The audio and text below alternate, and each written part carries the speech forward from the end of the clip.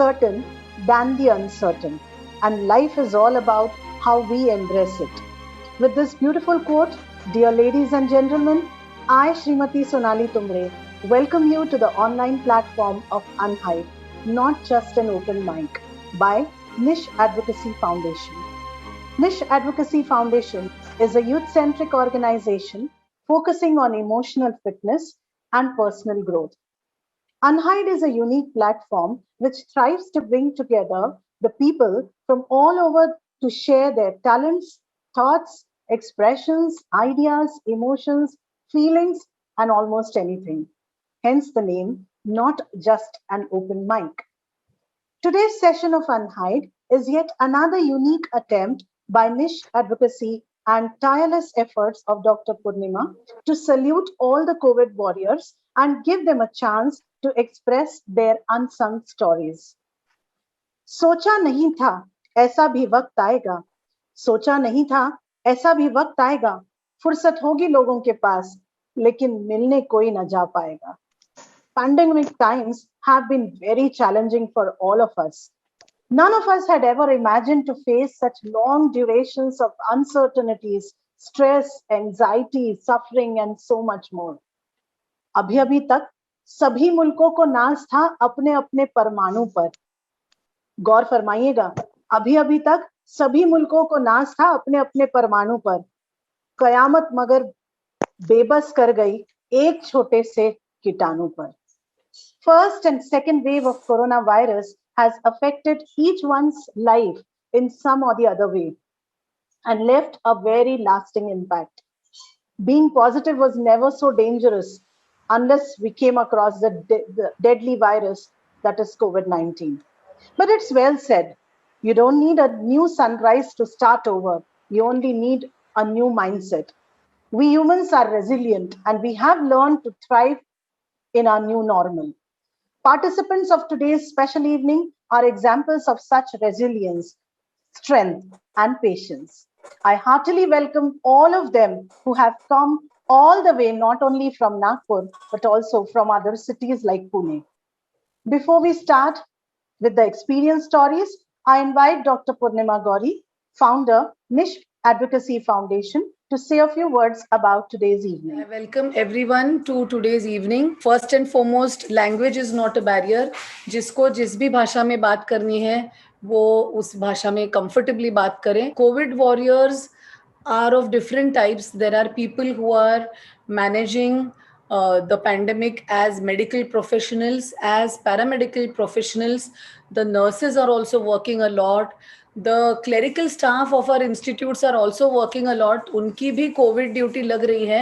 People who are stitching the masks, they are COVID warriors. I have done my share of my COVID duty. And हम जो routine OPD देखते हैं वहाँ पे भी patients आते हैं, कहीं भी लिखा नहीं होता कि इनको कोविड है या नहीं है. तो बहुत बार फीवर की हिस्ट्री छुपाई भी जाती है, फिर भी हम पेशेंट्स को देखते हैं. तो हम जब कोविड ड्यूटी नहीं कर रहे होते हैं तो उल्टा ज़्यादा अनसेफ महसूस करते हैं, क्योंकि आने वाला पेशेंट लेबल लेकर नहीं आता कि वो पॉजिटिव है कि नहीं है. बहुत बार हम पेशेंट को रूटीन ओपीडी से एडमिट करते हैं और फिर बाद में हमको समझ में आता है कि एक्चुअली इस पेशेंट को कोविड जस्ट कुछ दिन पहले हो चुका है या अभी भी शुरू हो सकता है. When this whole pandemic started, we had no idea that it's going to be like that. We were taken by surprise. पहला वाला जो लॉकडाउन था, जो ऐसे लगा कि बस 15 दिन में खत्म हो जाएगा, बस अभी 1 महीने में खत्म हो जाएगा. But it just went on and on and on, and some of us have not just got out of our houses since the past 1.5 years or so. तो ये बहुत अजीब सा सिचुएशन हम लोग सब फेस कर रहे हैं.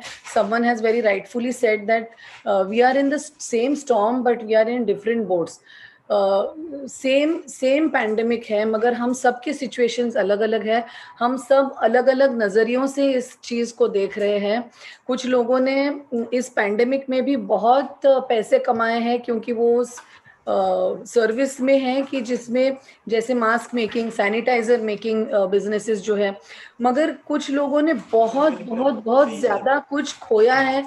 एक ही फैमिली में 5 लोगों को कोविड हुआ है, 4 लोगों को कुछ नहीं हुआ और एक व्यक्ति इतनी सीरियस हो गई कि fighting for life and death. So all these situations we are facing. कुछ लोगों को 1.5 साल से, मेरे कुछ फ्रेंड्स हैं जो 1.5 साल से फ्रंट लाइन में है, front line warriors, they are working as physicians in the COVID wards, मगर उनको हुआ ही नहीं है कोरोना अभी तक. तो उनमें ऐसी क्या खास बात है, उनकी इम्यूनिटी ऐसी कौन सी अलग है कि जिनको कोविड ने इन्फेक्ट नहीं कर पाया है. तो some natural immunity is also there in some of us, which is why some of us have not got. Some of my school friends also are helping anybody who is having COVID infection. They go out of their way कि जो भी कोई admit हो जाता है वो वहां पहुंच जाता है, मगर लकीली टचवुड नहीं हुआ है उनको corona virus. So because of all these different experiences, we want all of you to share your share as a part of Niche Advocacy Foundation. We want everyone, we want to give you a platform, एक ऐसी जगह जहां पे आप खुल के बात कर सके. It is a safe platform, it is a non judgemental platform. आपको जो चाहे आप वहाँ यहाँ पे आके कह सके. So saying this, I hand over back to Sonali. She is anchoring this Unhide for the 3rd time. Am I right? Yes, ma'am. Yeah. Thank you so much, Sonali, for being here with us. Over to you. Thank you, Purnima ma'am. It's an opportunity always to be on this stage because this is, as I said, it's very close to my heart also. सबको बताना चाहूंगी कि मैं एक participant करके इस stage पे पहली बार आई थी और एंकरिंग का अनुभव पूर्णिमा मैम ने दिया, इसीलिए ये मेरा सौभाग्य है. तो चलिए आगे बढ़ते हैं. कहते हैं अनुभव से महंगा कुछ नहीं, और ऐसे ही कुछ चुनिंदा महंगे, अनमोल, अद्भुत अनुभव सुनने और सुनाने के लिए हम सभी आज की शाम ऑनलाइन एकत्रित हुए हैं. कुछ कहना है, कुछ सुनना है. We are all eager to tell as well as listen. So without wasting any time, I think I should invite our first experience teller, Rupa Kanvinde from Pune. So over to Rupa. नमस्कार, मी Rupa Kanvinde from Pune. Actually मी nutrition आणि food processing consultant आहे. माझी पुण्यामध्ये Cherish food consultancy नावाची technical consultancy आहे आणि आता नवीनच माझी एक मार्केटिंग कंपनी सुरू होती आहे जुलैपासून, चेरिश सेल्स स्टॉक म्हणून. आज मी ऍक्च्युली तुमच्याशी संवाद साधायला इथे आलेले आहे. याचं कारण आहे की कोरोनाच्या म्हणजे पॅन्डेमिक मधले माझे काही एक्सपिरियन्सेस आहेत ते शेअर करायला, किंवा मी एक छोटासा उपक्रम केला होता कोरोनाच्या काळामध्ये, तर ते तुमच्याशी शेअर करावं असं वाटलं. मी सुद्धा रेग्युलर मेंबर आहे. आतापर्यंत खूप कविता मी इथे या प्लॅटफॉर्मवरती सादर केल्या आहेत. म्हणजे मला एक चांगला प्लॅटफॉर्म अवेलेबल करून दिला, त्याबद्दल निश ऍडव्होकेसी फाउंडेशनचं मनापासून आभार. आणि सो आजचा सुद्धा याची सुरुवात मी एका माझ्या कवितेनेच करतेय. कवितेचं नाव आहे कोरोना नो रोना. कोरोनाचे बदलूया नाव, ठेवू आता नो रोना. फायटर्स काय रडत बसतात, म्हणतात बिंदास्त होऊ दे ना. होणारच नाही करोना, याची काळजी आधी घेऊया ना. होणारच नाही करोना, ह्याची काळजी आधी घेऊया ना. गर्दीच्या ठिकाणी जायचंच कशाला, घरच्यांना थोडा वेळ देऊया ना. चांगलं चुंगलं खायला घालून बॉन्डिंग घट्ट करूया ना. प्रदूषण विरहित हवेत मोकळा श्वास घेऊया ना. दोनच गोष्टी तर पाळायच्या आहेत, मास्क आणि हात धुणं. दोनच गोष्टी तर पाळायच्या आहेत, मास्क आणि हात धुणं. एवढंही नसेल जमत तर जगण्याच्या गोष्टी राहू द्या ना. बनवू इतकी इम्युनिटी स्ट्रॉंग, यमालाही परतून लावूया ना. बनवू इतकी इम्युनिटी स्ट्रॉंग, यमालाही परतून लावूया ना. शास्त्रज्ञांचे आभार मानून वॅक्सिनची ढाल घेऊया ना. अखंड लढणाऱ्या वॉरियर्सना थोडीशी विश्रांती देऊया ना. अखंड लढणाऱ्या वॉरियर्सना थोडीशी विश्रांती देऊया ना. ठरलंय तर मग आता कुछ भी हो नो रोना. कोरोना क्या चीज है, हम सब साथ है ना. कोरोना क्या चीज है, हम सब साथ है ना. धूम दबा के भाग जाएगा, किस झाड़ की पत्ती है कोरोना. जब सब मिलके कहेंगे हो करोना, हो करोना. सो जर आपण सगळे जर असे पॉझिटिव्हली, म्हणजे with our all positive energies, if we have come together, तर करोनाच काय किती मोठा शत्रू असेल तरी त्याला आपण नक्कीच पळवून लावू शकतो. तर आज जे मी माझे एक्सपिरियन्स तुम्हाला शेअर करणार आहे, तर असं झालं की ऍक्च्युली माझा भाऊ कोरोना पॉझिटिव्ह झाला 5 मेच्या सुमाराला, आणि असंच संध्याकाळी त्याला अचानक ताप यायला लागला. नेक्स्ट डे ऍक्च्युली त्याचं वॅक्सिनेशन ड्यू होतं, सो त्यांनी वॅक्सिनेशन घेतलं दीनानाथ मंगेशकर हॉस्पिटलमध्ये जाऊन. पण संध्याकाळपासून त्याचा ताप वाढायला लागला आणि मग सर्दी खोकला सगळे तेच करोनाचे सिम्पटम्स. मग लगेचच घरी ऑनलाईन कन्सल्टेशन, मेडिकल कन्सल्टेशन आम्ही सुरू केलं. त्यानंतर 5व्या-6व्या दिवशी त्याचा म्हणजे ताप काही कमी होत नव्हता. 5व्या-6व्या दिवशी त्याची ऑक्सिजन लेवल जे आम्ही रेग्युलर वॉच करत होतो ऑक्सिमीटरनी, तर ती एकदम डाऊन झाली, म्हणजे 86 च्या आसपास गेली. मग मात्र आम्ही लगेच अँब्युलन्स कॉल केली. लकीली त्याला ऑक्सिजन बेड अवेलेबल झाला दीनानाथमध्ये. त्याची ट्रीटमेंट सुरू झाली. 8-10 दिवस जवळजवळ त्याची ट्रीटमेंट चालू होती. आणि जे शॉर्टेज येत होतं ऑक्सिजनचं, शॉर्टेज आलं होतं त्या काळात, म्हणजे मेडिसिन्स मिळत नव्हती. जे काही प्रिस्क्राईब डॉक्टर करत होते, मग त्याला रेमडेसिवीर सुरू करावं लागलं. आणि डॉक्टर्सने आम्हाला सांगितलं की now you have to find it somewhere else, किंवा बाहेर कुठे अवेलेबल आहे का बघा. मग आम्ही बरेचसे आमचे जे रिसोर्सेस होते, म्हणजे काही फ्रेंड्स असतील, बाकी काही रिसोर्सेस होते, तर या सगळ्यांकडनं आम्ही कुठूनही अवेलेबल कसं होईल याच्या मागे लागलो. आणि मग खूप साऱ्या रिसोर्सेस कडनं माहिती मिळाली की इथे कॉन्टॅक्ट करा, तिथे कॉन्टॅक्ट करा, हा फॉर्म भरा, तो फॉर्म भरा. त्या सगळ्यामधनं आम्हाला 2 वायल्स अवेलेबल झाल्या. बाकीचे नंतरचे अवेलेबल हॉस्पिटलमध्येच झाले. पण त्यामुळे असं लक्षात आलं की खरंच म्हणजे ही खूप मोठी गरज आहे लोकांना, की हे इझिली अवेलेबल होत नाहीयेत या गोष्टी. त्यानंतर एक 8-10 दिवसांनी त्याला घरी डिस्चार्ज देण्यात आला. आणि परत घरी गेल्या गेल्या त्याला धाप लागायला सुरू झाली. आणि मग ऑक्सिजन कॉन्सन्ट्रेटरची गरज होती. ऍक्च्युअली डॉक्टरनी सांगून ठेवलं होतं की असं जर काही झालं तर त्याला ऑक्सिजन कॉन्सन्ट्रेटर थोडा वेळ लावावा लागेल. सो मग ऑक्सिजन कॉन्सन्ट्रेटरचे आधी रिसोर्सेस आम्ही शोधून ठेवले होते. त्याच्यामुळे आम्हाला तेही लगेच अवेलेबल झालं. आम्ही त्याला ऑक्सिजन कॉन्सन्ट्रेटर लावला आणि नाऊ ही इज फाईन. म्हणजे या सगळ्यातनं तो सुखरूप बाहेर पडला. 8-10 दिवसानंतर now he is perfectly okay. आणि he has join his job also again. पण हा जो मधला काळ होता 8-10 दिवसाचा, तो आम्हाला खूप गोष्टी शिकवून गेला. आणि त्यावेळेला असं जाणवलं की अरे हे कितीतरी जणांच्या बाबतीत असं घडू शकतंय की इझिली रिसोर्सेसच माहित नाही की कुठे आपण शोधावं, कसं कुठनं मदत मिळवावी ऍक्च्युअली. तर मग त्यावेळेला ही कल्पना डोक्यात आली की मग आपण आता ही आपल्यासाठी एक गुड ऑपॉर्च्युनिटी आहे की आपण समाजाचं जे देणं लागतो, तर त्याच्यासाठी आपण काहीतरी एक खारीचा वाटा आपल्यालाही उचलता येईल.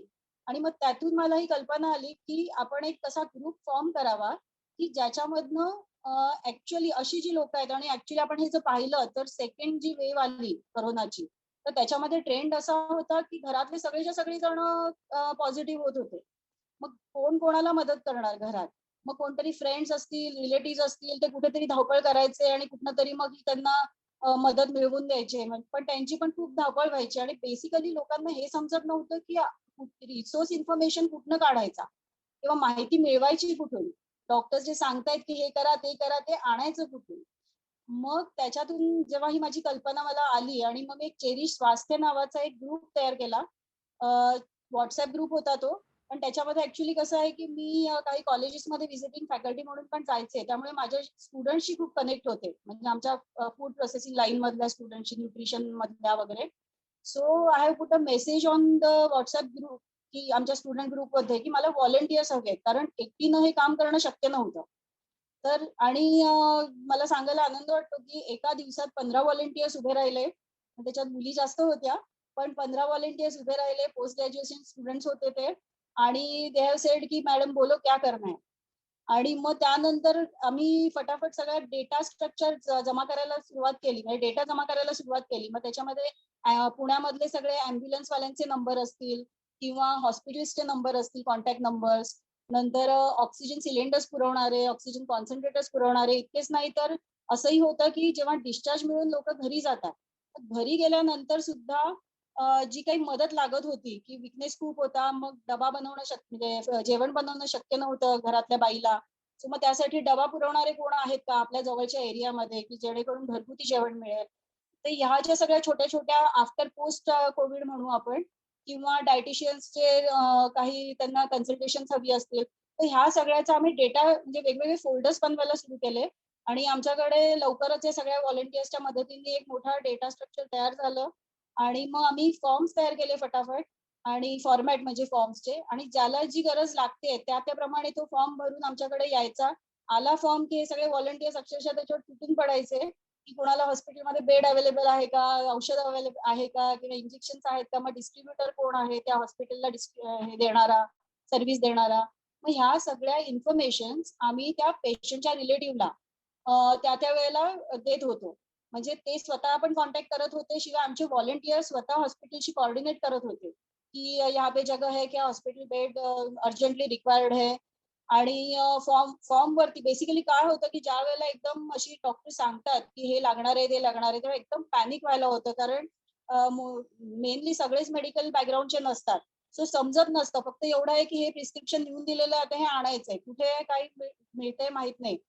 सो आम्ही सगळं त्या फॉर्मॅटवर लिहून घेत होतो की कोमॉर्बिडिटी काही आहे का त्या पेशंटला, किंवा त्याचं एज काय आहे, ऍड्रेस कुठे आहे, जवळचं हॉस्पिटल कुठे आहे, त्यांचं एक्सपेक्टेशन काय आहे, कुठल्या हॉस्पिटलला त्यांना जवळ म्हणजे एरिया कुठल्या जवळच्या हॉस्पिटलमध्ये त्यांना ऍडमिट व्हायचं हे आहे.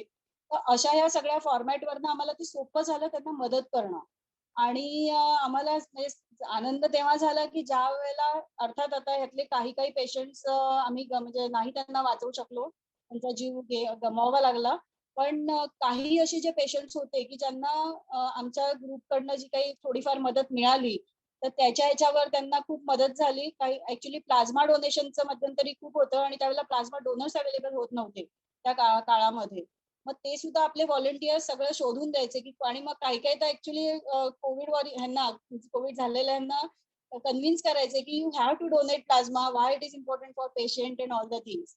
सो त्याच्यामधनं सुद्धा खूप कनेक्ट पण वाढले आणि लोकांना खूप वेळ म्हणजे आपण जे म्हणतो ना की वेळेवर उपयोगी पडणं हे जे गरजेचं असतं मेडिकल प्रोफेशन मध्ये बेसिकली, किंवा आजारी असलेल्या माणसाला जेव्हा बाकीची सगळी लोक पॅनिक झालेले असतात त्यावेळेला एक कुठेतरी असा मदतीचा एक ओघ म्हणा किंवा एक रिसोर्स देणारा जरी, किंवा आपण म्हणतो ना पाठीवरनं हात फिरवणारा असा जरी कोणी असला तरी एक खूप त्याच्यातनं एक म्हणजे बूस्ट होतं आपलं जे काही आपल्याला शक्ती असते आपल्यातली ती, आणि मग बराबर ती कामं होतात. आणि मग आम्हाला खूप फीडबॅक्स आले अप्रिसिएशनचे की तुमच्यामुळे आम्हाला हे अवेलेबल झालं आणि दॅट वॉज अवर बेस्ट, म्हणजे आपण काय म्हणतो की तीच आमच्यासाठी एक दक्षिणा होती म्हणायला हरकत नाही. So this is the work we have done in pandemic. It's a really small work. आम्ही कुठली आमची ऑर्गनायझेशन रजिस्टर्ड नव्हती किंवा काही नव्हतं, जस्ट एक इच्छा होती की मदत करावी, समाजाचं देणं देण्यासाठी खारीचा वाटा उचलावा, आणि तो आम्ही उचलला. So thanks a lot. आणि आमच्या ग्रुपचं नाव होतं चेरिश स्वास्थ्य, आणि अजून तो ग्रुप आम्ही चालू ठेवलाय कारण व्हॉलंटियर्स म्हणाले मॅडम ये अभी ग्रुप क्लोज नहीं करना है, जिसको जिसको भी लगेगी जब भी मदद तो हम दे देंगे इस या माध्यमातून. So thanks Sonali, back to you. Thank you so much Rupa. अशी दमदार सुरुवात ज्या कार्यक्रमाची असेल तो कार्यक्रम अविस्मरणीय नक्कीच ठरणार. पहिले तर तुझ्या कवितेबद्दल फार तुझं अभिनंदन, कारण कोरोना या विषयावरती पण आपली क्रिएटिव्हिटी इतकी सुंदर रीतीने आपण मांडतोय, याच्यातच आपले विचार, आपले आपण जे थॉट्स देतोय ते सगळं दिसतंय. न्यू नॉर्मलचे प्रोटोकॉल्स अतिशय सुंदर रीतीने तू त्या कवितेतून सादर केले. मला असं वाटतं की सगळ्यांनी 1 सेकंडसाठी अनम्यूट करून रूपाच्या कवितेला कॉंग्रॅच्युलेट करण्यासाठी तरी एकदा मनापासून सगळ्यांनी गो कोरोना गो म्हटलंच पाहिजे. So please unmute yourself all present and just say once with me, go corona go. Please repeat. Go corona go, go corona go. Go. Thank you so much. Thank you so much. That was really a wonderful start Rupa. तुझं काम आणि तुझ्या संस्थेबद्दल ऐकून तर खरंच मन थक्कच झालं, आणि खरंच परत एकदा जाणीव झाली की या प्लॅटफॉर्मच्या थ्रू किती काही नवीन आपल्याला ऐकायला मिळणार आहे. प्रत्येक जण जो काम करतो तो फक्त नावासाठीच करतो असं नाही, हे तू तुझ्या कार्यातून सिद्ध केलंयस. खूप खूप अभिनंदन आणि आमच्या खूप साऱ्या शुभेच्छा की तुझा हा ग्रुप खूप लोकांपर्यंत पोहोचावा, गरजूंपर्यंत पोहोचावा आणि त्याचा मॅक्सिमम लाभ सगळ्यांनी उचलावा. थँक्यू रूपा. सेकंड असाच एक एक्सपिरियन्स घेऊन येते आपल्या समोर अक्षिता मगरे. मॅडम मी गाणं म्हणते एक, ऍक्च्युली आता मी काही बोलू शकत नाही, सॉरी, मी थोडेसे डिस्टर्ब असल्यामुळे.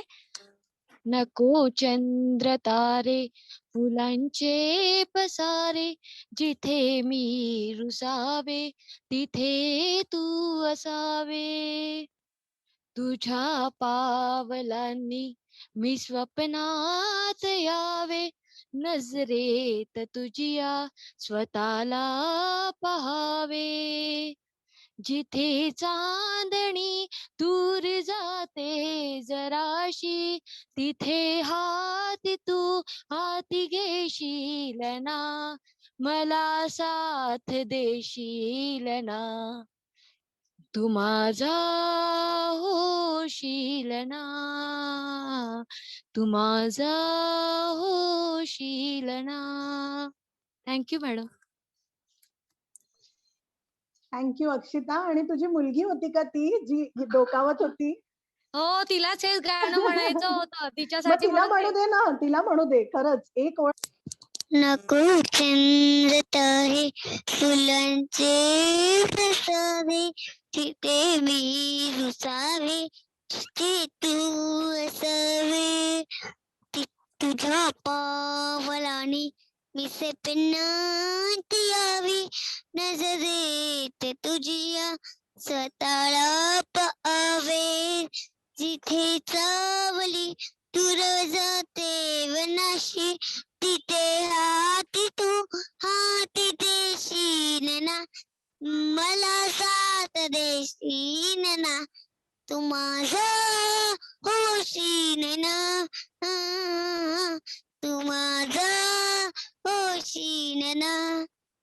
अनन्या आणि अक्षिता, माझा होशील ना. खूपच सुंदर गाणं म्हटलं दोघींनी पण. दोघींचे Thank you. खूप अभिनंदन. थँक्यू. थँक्यू. कोविड वॉरियर्स किंवा आजच्या संध्याकाळसाठी तुला काही अजून म्हणायचंय? मला व्यक्त व्हायचं आहे, पण माझ्या घरी पण माझ्या मिस्टरांच्या काकूंना, म्हणजे माझी जॉईंट फॅमिली आहे, आम्ही जॉईंट फॅमिलीमध्ये 6 लोक असतो, 7 लोक. आता ज्या गेल्या त्या 8, आम्ही सगळे मिळून 8 जण राहत होतो. त्या काकू बिलकुल जवळ होत्या माझ्या, म्हणजे माझं लग्न झाल्यावर मला सपोर्ट करणं त्यांनी खूप केलं. मागच्या महिन्यात त्यांना कोविड झाला आणि त्या त्यांच्या मुलीकडे महिन्याभरासाठी गेल्या होत्या. तर त्यांच्या जावयांना कोविड झाला. तो कोविड इतका म्हणजे लागणारा होता की त्यांना शुगर बीपी असल्यामुळे झाला. त्यावेळेला दवाखाना भेटत नव्हता, काही नाही. त्यांची टेस्ट केली, त्यांची मुलगी, त्यांचे नातू सगळे कोरोना पॉझिटिव्ह होते. त्यांच्या घरी सगळे जणांची तब्येत जास्ती खराब होती. त्यांना दवाखान्यात ऍडमिट करायला दवाखानाच भेटत नव्हता मॅडम. खूप बेकार परिस्थिती होती. त्या परिस्थितीत आम्ही कसे 2 दिवस काढले. मी पौर्णिमा मॅडमला सुद्धा दवाखान्यासाठी फोन केला होता, नंबर आहे त्यांचा माझ्याजवळ. त्यांनी पण 2-3 दवाखाने सांगितले, पण तिथेही बेड अवेलेबल नव्हता, कुठेच बेड अवेलेबल नव्हता. मोठ्या मुश्किलने लता मंगेशकर मध्ये माझ्या दिरांनी खूप सकाळी 6 वाजतापासून तर रात्री 10 वाजेपर्यंत पेशंटला इकडे तिकडे घेऊन स्टेजरवर झोपवून स्वतः बिना याचे पीपी किट नव्हती घातली, काही नाही, स्वतःच त्यांना घेऊन इकडे तिकडे धावपळ केली, कारण त्यांचं ऑक्सिजन कमी झालं होतं. आणि मग ऑक्सिजन कमी झालं तर त्यांना दवाखान्यात मोठ्या मुश्किलने रात्री 11 वाजता बेड मिळाला.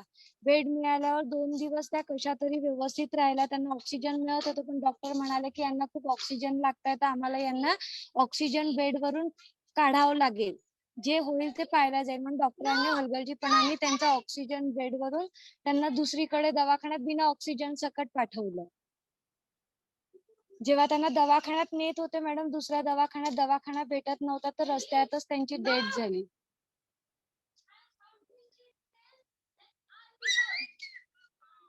या परिस्थितीत फक्त एकच गोष्ट शिकायला मिळाली, जितकी मदत तुम्हाला लोकांची करता येईल तितकी जास्त प्रमाणात करा. जेव्हा तुम्हाला कोणती गोष्ट माहिती असेल ना, तर तुम्ही ती गोष्ट लपवू नका की तुम्हाला माहिती आहे की या दवाखान्यात बेड अवेलेबल आहे किंवा ऑक्सिजन अवेलेबल आहे किंवा तुम्ही कुठून ओळखीने करून देऊ शकता, तर ते तुम्ही करायला पाहिजे. असं नाही की तुम्ही जर कोणती गोष्ट तुम्हाला माहिती आहे, त्यावेळेला डॉक्टर सुद्धा म्हणजे आता डॉक्टर सुद्धा देव मानले जात होते, त्यावेळेला डॉक्टरांवरचा विश्वास सुद्धा उठून गेला होता मॅडम. झालं त्यांचं ते लास्ट होतं झालं 19 फरवरीला त्यांचं डेट झाली. 19 फरवरीला. अक्षिता, तुझा अनुभव खरंच फारच हृदयदावक आहे आणि वेदनादायी आहे. माझी प्रत्येक व्यक्तीला जो अनहाईड मध्ये आता जॉईन असेल ना मॅडम, प्रत्येक व्यक्तीला एकच विनंती आहे, जर तुम्हाला कोणाची मदत करता येत असेल ना, फुल नाही फुलाची पाकळी, पण नेहमी कोणाची ना कोणाची मदत करत राहा, कारण या मदतीसाठी म्हणून आम्ही एक व्यक्ती गमावला आमच्या जवळचा. जो आमच्या सोबत 24 तास असत मुखाने कायम आमच्या सोबत असायचा तो व्यक्ती आम्ही गमावून टाकला फक्त एका कोणाची मदत न मिळाल्यामुळे.